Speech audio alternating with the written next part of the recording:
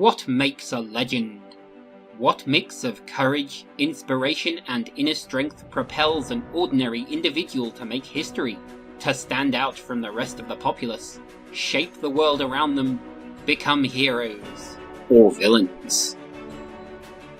I am Funky Monkey. Come with me now as we leave the House of Love behind and enter a new realm, the House of Legends. Well, hey there, Internet, and welcome to my House of Legends, as we enter the darkest chapter in this legend, the tale of Kaoru Nagisa, which I will introduce in the usual fashion.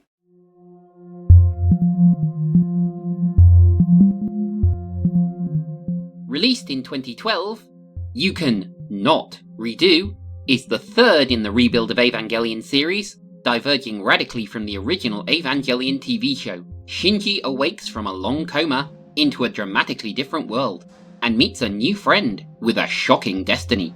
This is where nostalgia for the old show runs out, and a new direction kicks in, which divided critics, though audiences were more accepting, up to a point.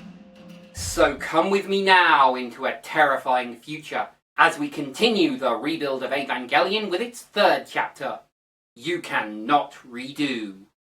Something is entering Earth's orbit, and our heroes are on an intercept mission, which goes about as well as you'd expect. But the remains of the previous angel are finally thwarted by our hero, who awakes in a very different world to the one he left. Shinji overexerted himself, and his rage at losing his friend caused a sympathetic reaction in Unit 1, which ended up starting the third impact, effectively destroying a significant portion of the world's population. However, this was stopped when Unit 1 was impaled by a Spear of Destiny, as thrown by another Eva, controlled by Zele, Nerve's parent organisation.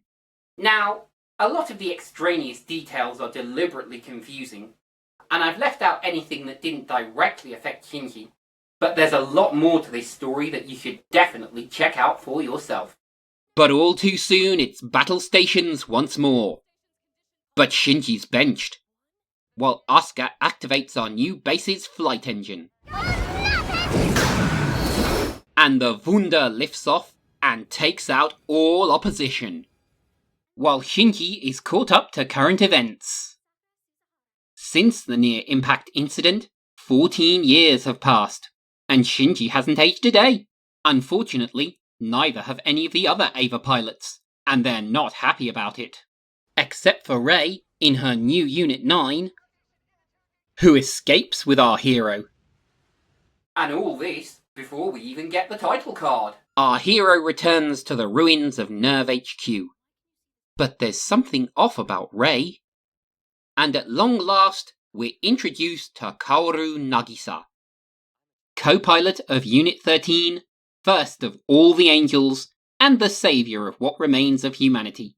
Yes, he was the other force glimpsed at the end of You Are Not Alone, and the controller of Unit 6 that skewered Unit 1 before third impact wiped out all of humanity, and our new friends bond over an out-of-place piano. But when Shinji asks about what happened to the rest of his classmates, the answer shocks him to his core. It isn't every day that you find out you're responsible for damn near wiping out humanity. I'll go ahead and stick another beer and another whiskey and cola on the tab then for you, kiddo. And our hero receives another shock when Fuyutsuki of Nerve invites him to a game of shogi.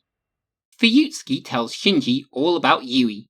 After Yui became the soul of Unit 1, Gendo attempted to clone her, creating Rei. It's all too much for a traumatized teen to take, until Kaoru takes the choker. And after that much-needed pep talk, our heroes head out to Unit 13. Our heroes are being sent to retrieve the Spears of Destiny that can trigger a new impact and restore all of humanity. At least, that's the theory. But Vile have other plans. Shinji tries to talk Asuka around, but she's having none of it. And Kaoru suddenly changes his mind. But poor Shinji only goes and starts another impact, because the truth is that the two spears, which Kaoru was expecting to be different, have shifted to identical, and the poor lad already broke down today, so putting him in the Ava wasn't the best of ideas. Enter the Wunder to clean up this mess, and exit Kaoru messily. Kaoru cast himself down to be the last angel, to end the fourth impact almost before it started, if only to save poor Shinji even more anxiety. Esteemed audience, one and all, a moment for Kaoru Nagisa.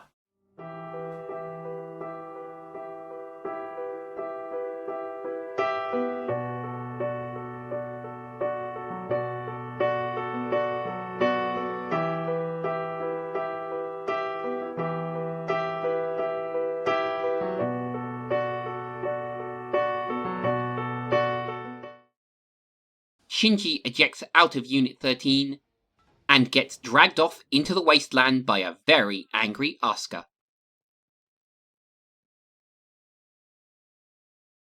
And that's how they left it. For 9 years. Which almost makes me want to dropkick this chapter right out of sight and far from the House of Legends. But, as with Shinji, this is not the fault of new theatrical Evangelion Part 3. And actually, I'm gonna put this one into the House of Legends. This one's another hard watch. Not least because Shinji's return to the whiny kid of the first installment, but with Kaoru's aid, he at least gains some measurement of happiness. For a time. Which at least saves Spike Spencer's vocal cords, as it's not all confused screaming and rage at himself for all but destroying humanity. Sadly, this is also not Tiffany Grant's finest hour, as her Captain Shikinami is still all rage and resentment. And even Trina Nishimura's Mari is barely above Bemu's snark, following along as best she can to defeat whatever plan Gendo has in mind. No, this movie is Jerry Jewels to take as Kaoru Nagisa, the first angel himself, that finally gets to have his interaction with Shinji and be the crucial guiding male presence that our hero has always lacked. And the animation is still as sumptuous as ever, even as it looks out upon a ruined world. But if you didn't like the whiny Shinji of the first movie, you will hate the first half hour of this one. Then again, Shinji's outlook is even more justified in a world that he unwittingly all but destroyed in a near third impact, so I could give Kaoru a little slack for treating him kindly. In the end, it's hard to judge this one on its own merits, as it does lean heavily on the ongoing story that the previous movies have told, but as a tale of friendship as redemption at the end of the world, and as an example of how to actually bring Shinji around to your way of thinking, I can heartily recommend this chapter in the rebuild of Evangelion. And you lucky people won't have to wait 9 years for the final installment. And depending on when and where you're watching, you might not have to wait at all. Either way, join us next time for the final installment, Thrice Upon a Time. Until then, I've been Funky Monkey, promising you plenty more fun and frolics right up to the end. See you there!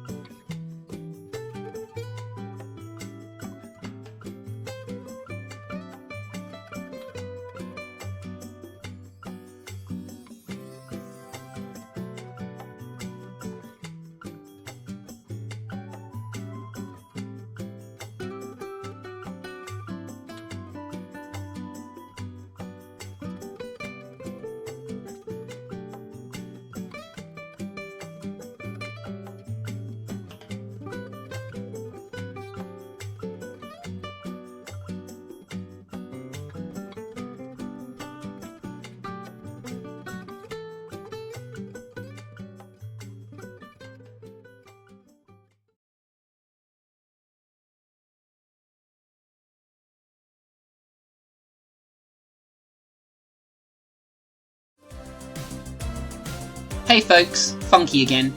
If you liked the video, you know where that button is. Or why not consider subscribing and ringing the notification bell? And if you want to be extra awesome, you can check out my crowdfunding links. And if you're not fussed about any of it, that's okay too. So long!